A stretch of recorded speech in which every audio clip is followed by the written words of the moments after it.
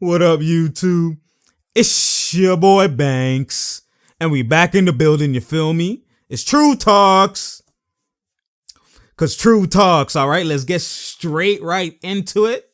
Alright, so you already know your boy, he's back. I'm back with another video, you feel me?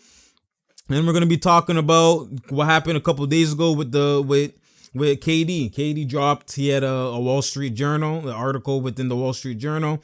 And you know what I mean? He dropped an interview or whatever, collaborated with them.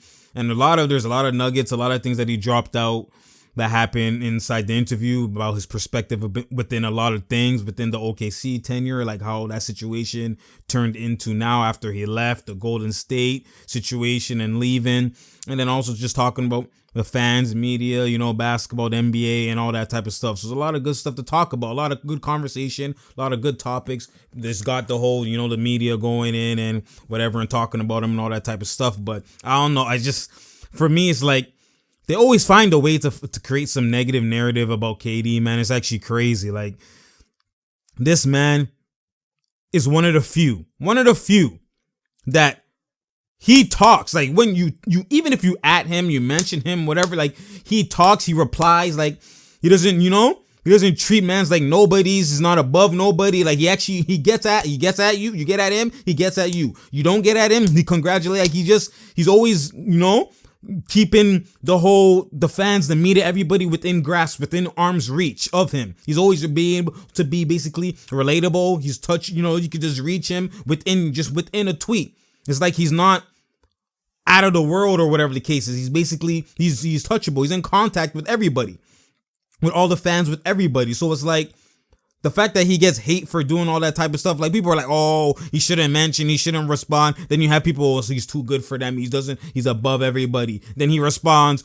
oh, he's weak. Why is he so easily aggravated and cheesed and mad? Like, bruh, half the times he's probably smiling while he's replying to mans. Like, you know what I mean? Like, most people care about their business ventures. They care about their image. They care about so many things that they don't respond. The fact that he responds to people, you're supposed to rate it. How do you not rate that? This is a man that gives you the truth. He doesn't let people just try. Well, they still create the narratives, but he gives mans the truth. He actually articulates himself. He comes at mans, tells mans what actually he's feeling. Like, don't you want to hear from the horse's mouth instead of having fans arguing in barbershop talking this and this and this? Oh, this and this. He actually acts mans and responds and talks and gives you the insight of what he's actually feeling. That's what you want. Like, I wish every NBA player would actually be doing that, so we don't have to speculate, we don't have to guess, we don't have to go deep dive into the IQ. You know what I'm saying? Even though, you know, I got the IQ, but at the end of the day, it's like, when he says it, it's like, but the thing is, you know, it makes sense. Media doesn't want him to talk, because the more he talks, the more it changes their doo-doo narratives, their sus narratives, and it changes them. Because the perfect world for media is like, we talk about all these guys and they don't respond. Because the more they respond, the more it's like, oh, the fans could see, okay, that media guy's just talking shit. That's not true. You get what I'm saying? Like, they don't want him to respond, obviously. So it's like, the more he responds, the more it's like they don't like it. That's why anytime someone talks bad about media just talks. Like, if Kyrie says something, if KD says something, even if LeBron was to say something, the whole media, as much as they're on different networks and they're combating and competing against each other, they all become unison and they all respond and get at that guy as one. Why? Because they have their own brotherhood. NBA has their own brotherhood. It's just, that's the way it is. So obviously the media doesn't want these people to talk, the NBA players to talk. They want them to just be silent when it comes to, obviously they want them to talk because it gives them they could push their media, it gives them clout and all that type of stuff, but they don't want them to come with fact checks. You know what I'm saying? They don't want them to fact check them. That's what they don't like and they're scared of. So obviously they're always going to speak negative about KD, and that's it in that light. But at the end of the day, like, there's a lot that happened, so we're going to dive into it. I'm just confused, like, how, well, not confused, but just, it's not good how people, they just don't, how do you not rate what he's doing? Like, the man is two-time MVP, finals MVP, two-time champion, a regular season MVP, and he's adding mans, a 17-year-old, a 15-year-old. He's replying to mans. He's contacting mans. Like, you have to rate. How you not rate that? You know how many people be DMing mans and they don't see it? Or be adding mans, they don't reply, they don't do nothing, like they above or they don't have time for that? The fact that he has time and he's trying to show you that he's a humble, regular human being like the rest of us. How do you not rate that? I don't get it. Anyways, we're going to go into the context of basically the article, because a lot of people are just talking about the article and they're outraged or they're mad or they're just looking at him like he's not happy, he's not this, when it's just, at the end of the day, life is about perspective. The more perspective you gain about situations, the more you dive into what actually is happening and the more you get insight into what actually happened about the situations, instead of this man's not happy. Like, that narrative it should be dead. Like, I don't understand. Anyways, we're gonna dive into it. My bad about the long intro, but even then, I apologize also too for the scruffiness. I'm not gonna get clean until regular season. When regular season starts, then you see a new Banks and a new season. It just matches, instead of me getting clean before then. You know what I'm saying? No, none of that. Oh, we gonna be ready. Anyways, let's go into what happened with the context. So I'm gonna just talk about, like, the article is long. There's a lot of it was deep. There's a lot of things that happened in there that he was talking about. A lot of type of things, a lot of things that happened, man. A lot of things that happened in that, and just we're gonna dive into it. It's deep, but we're just gonna take about certain topics, certain things that are obviously the key points of this discussions and topics that are going on within the media, right? So he said about, when he was talking about just the NBA in general, some days I hate the circus of the NBA. He says, some days I hate that the players let the NBA business, the fame that comes with the business, alter their minds about the game. Sometimes I don't like being around the executives and the politics that come with it. I hate that. Which is big facts. It's big facts. That's what I've been saying throughout all my on this YouTube the whole time. I've been telling mans, like, there's the media and then there's the game. The game is true. When you look at the game and you have eyes for the game, it's one way. It's just you know what I mean? It's not black and white, but there's context. Like, it's just the truth in the game will open out itself and will give you the actual reality and clarity of what's actually going on, if you really can see the game at that level. If you don't, then you have these other narratives that media has, because they don't play. They don't know really the context of that. They don't apply context. They don't do none of that. You get what I'm saying? So, like, if you look at it, and then he hates the fame that comes with the business. You get what I'm saying? Because that fame that he's getting is not the fame that he wants, which means these narrative creating, especially in the social media. Like, he doesn't like it. He doesn't like it because it alters people's minds. Like, it's what he's saying. Like, you can't, like, it's just a lot of things going on within the NBA. Like, the clout, the chasing, all these highlight reels, all of this. Oh, looking at the last second shot just bricked and not looking at the context that led up to it. All of these type of stuff, like seeing the game, looking at stats, analytics, all of this stuff is all in one. It's actually all in one. It's all in one. You get what I'm saying? I don't like being around the executive and the politics that come with it. The stuff that's going on with Melo, the stuff that's going on with KD, all his narratives, the stuff that happens with LeBron, the stuff that he just doesn't like it, because at the end of the day, it's just, he just wants to play the game. Obviously, the money, people are like, oh, but you have the money and this comes with it and whatever, just accept it. He's not saying he doesn't accept it. He's saying he doesn't like it. Because at the end of the day, there's one thing to accept the stuff, but then when it infiltrates the actual clarity, the purity of the game, that's when it's a problem. It could be separate, but the media controls so much that now it's actually affected how the game is being played, because now the people who are making the decisions, like, for instance, like Melo, the purity of the game is Melo should be playing. It's pure, the game. But the people, the analytics, they want him out. They choose to get him out. So now when he's out, it takes away from the purity of the game, because the people who are playing, there's a lot of pure people that aren't playing. You get what I'm saying? There's a lot of the ways that they're playing isn't pure. Shoot these threes, do this, do this. There's a lot of things that are happening. You know what I'm saying? That changes and affects the purity of the game. You know what I'm saying? So it's stuff like that. And he's saying he hates that. I agree. You already know I've been agreeing. I've been said that from day one.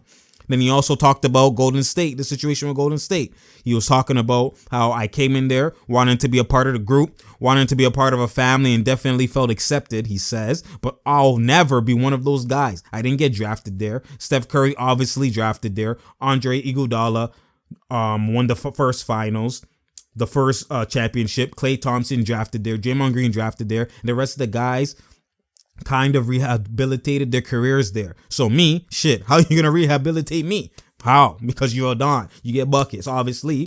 What are you going to teach me? Yep, nothing. We can't teach you nothing. You teach us. You teach us. You know what I mean? How can you alter anything in my basketball life? You can't do it. I got an MVP already. Let them know. I got scoring titles. Let them know. 4-time.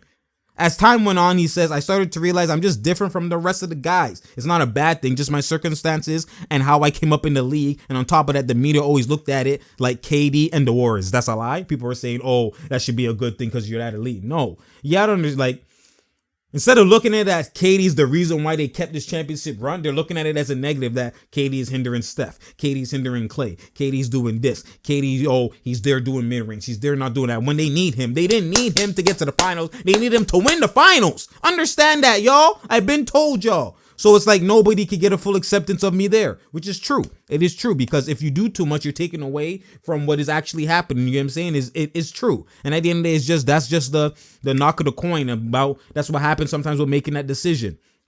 And at the end of the day, he's looking at it at people. You have to look at it deep because he made a decision. That's why I always compare because both of them 1 and 2, LeBron, Kobe, KD. I look at they both kind of did a landscape changing decision when it comes to the NBA. LeBron went to Miami. Obviously, he didn't lose to Miami 3-1. Obviously, it has to do with it. Also, I get that. But at the end of the day, both made a decision where it changed the dynamics of the NBA. There was a big three, solid big three. He made the decision to go to Golden State, KD. And it made a big three, and it changed the landscape of the NBA. So at the end of the day, they're looked at as villains. But at the end of the day, people still said, LeBron is this, LeBron is that. LeBron, everything he did in Miami, he won 2 in Miami, he won this. There's no negativity now that you talk about it with Miami, that you talk about it with LeBron. You know what I mean? When it comes to KD, they don't do that. They don't do that. Everything is negative. Everything is, oh, he left 3-1, he left that. And I know how it goes. At the end of the day, people don't understand what they're doing, but deep down, the love for LeBron, which is not LeBron's fault at all. It's just media, fans, like the people, way they love LeBron and the way they see him and the way they view him. There's nothing that he can do wrong in their eyes. Because even if he does do wrong for the moment, he always finds a way. They always find a way to push him back to the light. They always find a way to give him an excuse. They always find a way to da-da-da-da-da. But you don't apply the same context to KD. Why don't you look at it as they lost to LeBron. They were up 3-1. They lost. It's like, yo, god damn, we were down 3-1. KD, we know how you feel. You're down 3-1. Let's do it together and get this ring. We need you. They don't look at it like that. But if it was LeBron, I promise you, that's how they look at it. That's what I'm saying. That's what I'm saying is that is part of what he's saying. I was obviously not going to say in depth like that, but I know that's what he's saying because he's watching LeBron be on this pinnacle and people talk about it like how they talk about it. You can go up Xbox party, PS4 party, barbershop, wherever you want to go all over the world. Everybody in their mind is LeBron number 1 or he's GOAT or he's 1-2, 1 in the league. Like that's everybody, every single buddy. Everything is, oh, LeBron's the best. LeBron's the best. Majority, at least 8 out of 10 people. If you were to ask them and to survey them or whatever the case was, that's how it would be. And at the end of the day, it's like, listen, when that's the case, KD wants that same type of context, that same type of respect, that same type of perspective. Look into why I did what I did. Look into why this. Give me an excuse. See my reasoning. There's none of that. It's you're weak. You left 3-1. You're weak. You didn't do this. You didn't do that. Apply the same context. That's all mans are asking. He's not the only one that left a team before. You know what I'm saying? Like, obviously, he's the first one maybe to leave 3-1 and go to the team that beat him. But there's context. Apply context. Understand why people make the decision before you knock them. They don't do that. Everything's a negative. Everything's a negative. And because it prevented LeBron from also winning more, it's still, that's why it's just, they'll always find people, they don't want to admit it. Well, that's why they'll find a way to, anything KD does, negative. That's what they're going to do because he's threatening that guy and preventing that guy, which is their number 1. And that's just the reality of the situation. People are going to say you're just looking too much into it. No, people subconsciously do things that they don't even understand that they're doing. You know what I'm saying? That's mental health. You know what I'm saying? That's just what they do. That's just in the psyche. You know what I'm saying? That's just what the real is. So anyways, as he keeps going on and he talks about Golden State, he's like, the motion of the offense we run in Golden State only works to a certain point. We can totally rely on our system for maybe the first 2 rounds, but the next 2 rounds we're gonna have to mix in individual play. We've got to throw teams off because they're smarter in that round of the playoffs. So now I have to dive into my deep bag. I have to dive into my bag deep to create stuff on my own. Off the dribble, ISOs, pick and rolls, more so than let the offense create my points for me. He wanted to go someplace where he'd be free to hone that sort of improvisational game throughout the regular season.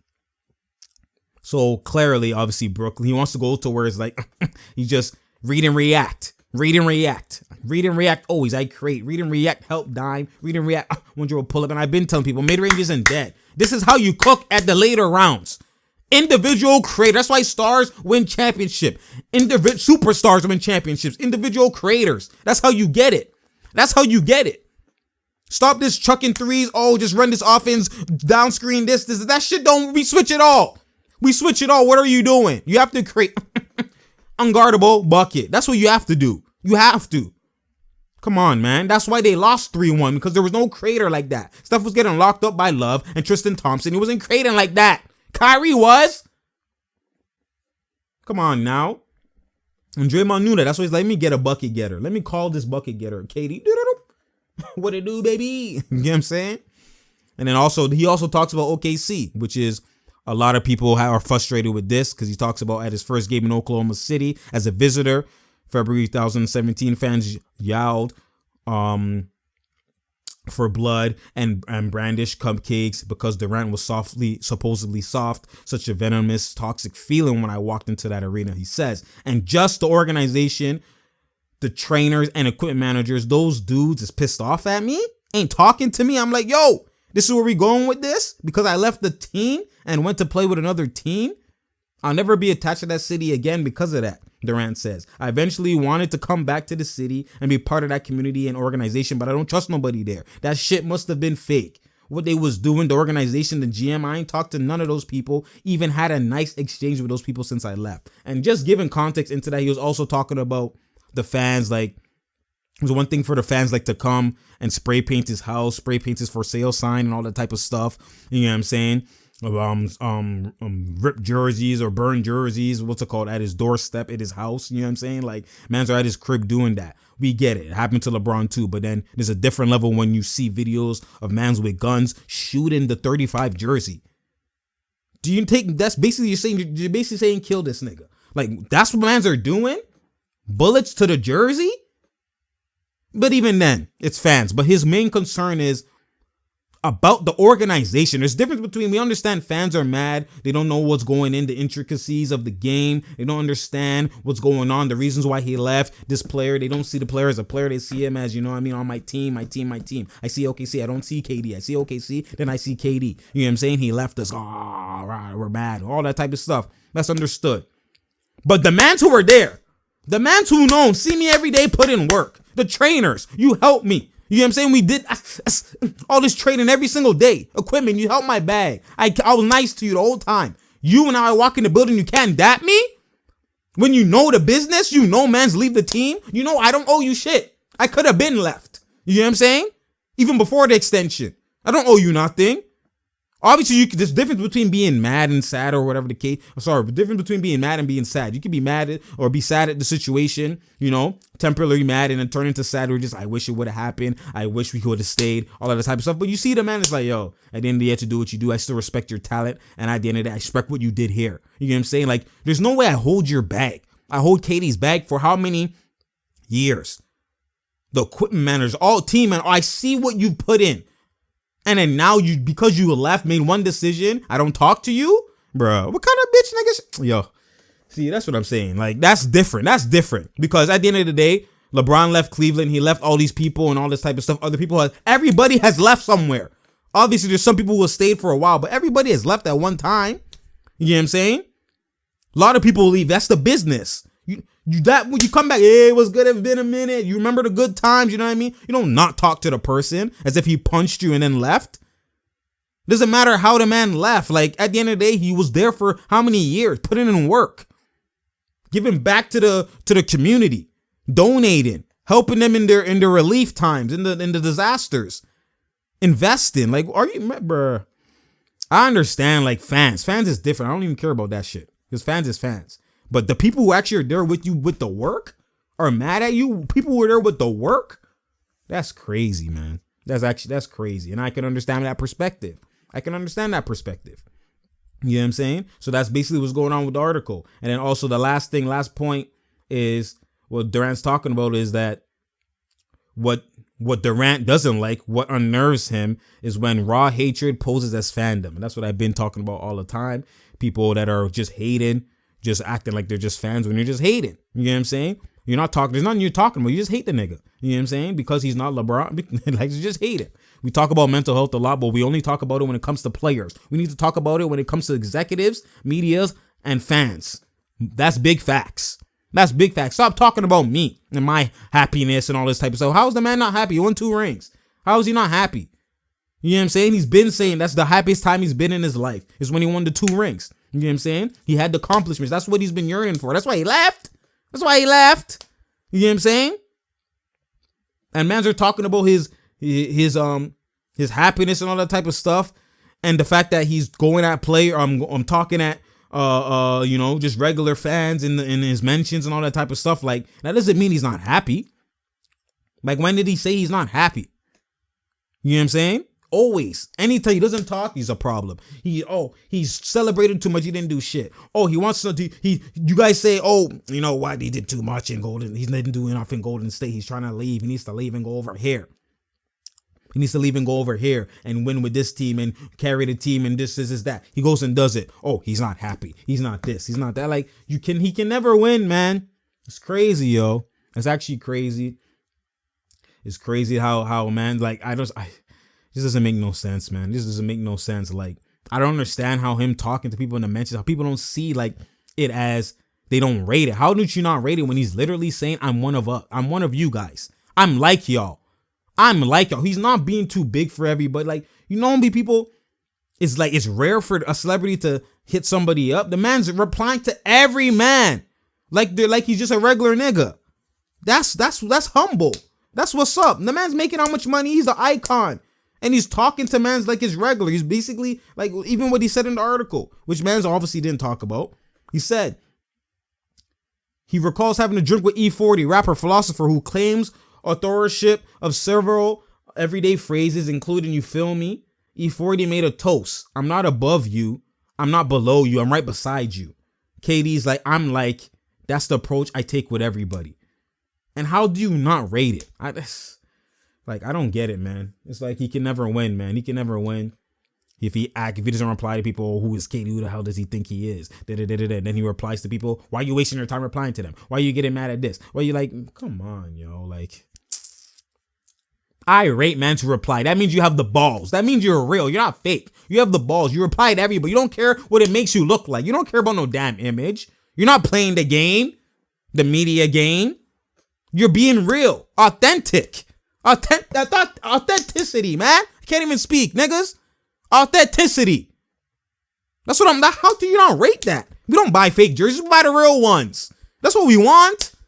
Come on, yo. That's crazy, man. Media just be trying to create something, man. Media just be trying to create something when there's nothing to create. Just this guy, he's just like him and Kyrie, introverts, and that's why they're best friends. It makes sense. 2 men with the most arsenal, 2 men who are introverts. They think deep. They think about multiple type of stuff. They think deep into the game of the craft of the game. They think deep into the craft of the game that gives them IQ on real life. Like, they're not just hair. You know what I'm saying? You know what I'm saying? Not just hair, even though they're just hair. I can't wait, man. I hope KD just gets back to being healthy. I just want him to just shut the media up, man, and just, Brooklyn Nets just go to work. And it's just getting out of hand, man. Like, I already know it. And it's everybody, the people who hate this man the most is just people who love LeBron. That's how I see it. I see deep through it all. Like, or if they're just media and he's coming at them. You know what I'm saying? But other than that, like, that's what I see. I see deep through it. At the end of the day, we'll see if it changes, man. We'll see if it changes. He wore number 7, like he said. Bible, Jesus, God rested on the 7th day after he made the heavens and the earth. So completion, that's for him. He's resting on the 7th day. He's wearing number 7. This is completion tour. This is where he wants to end. This is where he wants to, you know, complete all that he's got to complete and close the chapter. You know what I'm saying? So that's what he's trying to do. I hope he achieves it. I hope he does it. You know what I'm saying? I would love it. Boy, I can't wait, man. I can't wait. Anyways, it's True Talks. Because True Talks, sorry for the long video. It's been a minute since I did an OD long one, but yeah, I'm saying it's just, you just have to go give context into the articles. A lot of people didn't read the article, they're just reading those headlines. You know, that's how it goes in this media nowadays. It's clout, clickbait, and people are just talking about the wrong things, and they're just creating narratives about the wrong things. You know what I'm saying? It's just, that's not the truth. At the end of the day, someone who's pure in the game itself is definitely going to most likely be pure in real life. It's just how it goes. It just goes hand in hand, because if you really play ball, you know sports is the ultimate teacher of real life. You know what I'm saying? A lot of the times, you won't learn it any better. You know what I'm saying? It just applies. It goes hand in hand. It goes hand in hand. If you really know, then you know. You know what I'm saying? It's True Talks. Because True Talks. Share, like, and subscribe. We already know. We out. New videos coming. Yo, this season, I've been here. Because I've been here. And we out, man.